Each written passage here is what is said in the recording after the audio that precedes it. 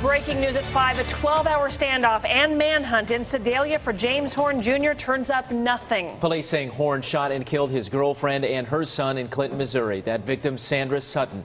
It's the same woman police say Horn kept locked in a box for months. We have team coverage tonight at both scenes. We start with 41 Action News reporter Brian Abel in Sedalia. Brian. Yeah, this all started at about 5:30 this morning when a vehicle that was from that crime scene in Clinton was discovered here in Sedalia. Police throughout the day, it took about 10.5 hours before they finally cleared the scene, but police went to 3 different homes. They first went in with a robot, and then they went in with SWAT team members. Now, one of those homes is the home of James Horn, where Sandra Sutton was being held. With inside that wooden box, you can see that house right back there over my shoulder. Now, they haven't found anything yet, so he is still on the loose tonight, but we are seeing police officers from Sedalia now going home to home. So the search still continues tonight, but some residents, they tell us that they're frustrated and upset with the period of time where they did not find Horn when the woman first escaped that wooden box. It fell under the radar. You didn't hear about him in the news. You know, it was always that underlying feeling that something, wasn't right because he just disappeared. And then for this to happen this morning, it makes me very, very shaky. And once again, Horn is still at large. He is clearly armed and dangerous. If you have any information, you are asked to call police immediately. Reporting live in Sedalia, Brian Abel, 41 Action News. All right, Brian, thank you so much. So we mentioned 2 scenes, Brian in Sedalia and Shannon Halligan continuing our team coverage live in Clinton. Shannon, you spent the day working to learn more about the victims.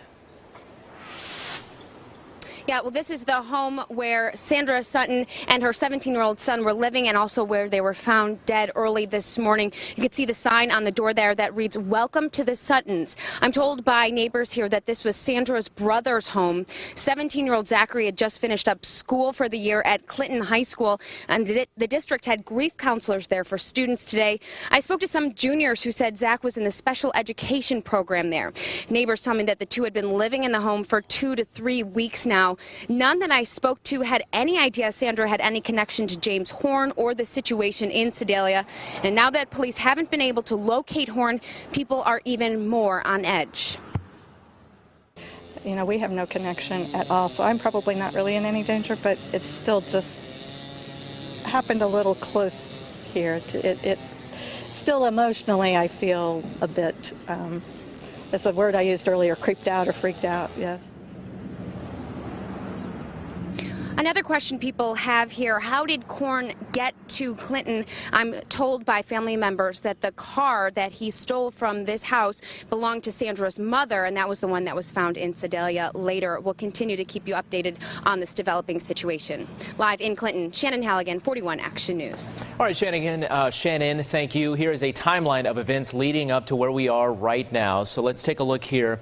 On April 30th, is where we want to begin this sort of diagram here. April 30th, Sandra Sutton escaped that Sedalia home where police believe Horn kept her locked in that box. It was at the same time that manhunt started to find Horn, and then 3 days later, charges were officially filed against Horn. So now let's focus on Clinton, and that leads us to today's activities. Sandra Sutton and her son were found dead inside of a home. That's what we've been covering, today's developments, of course, and then police believe Horn took Sutton's car back to Sedalia.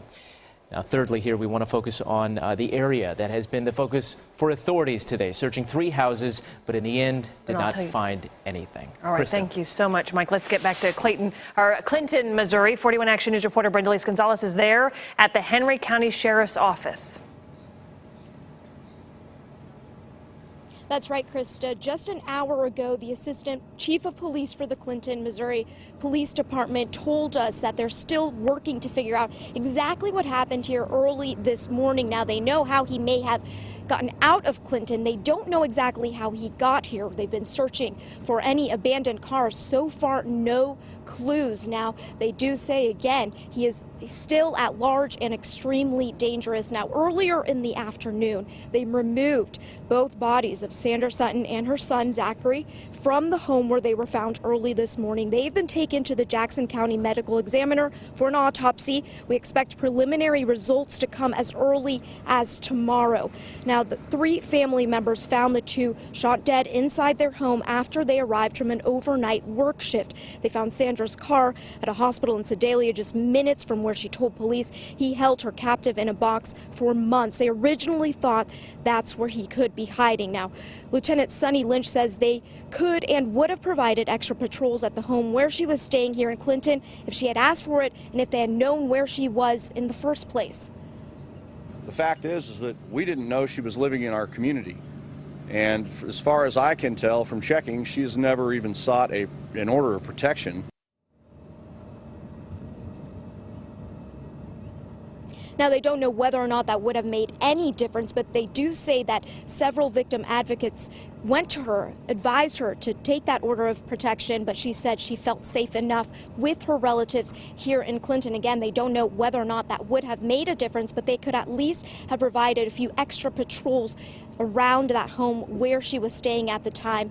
And now they are still working with Sedalia police to figure out exactly where Horn could be. We'll have more updates as soon as we get them. Reporting live in Clinton, Brenda Gonzalez, 41 Action News.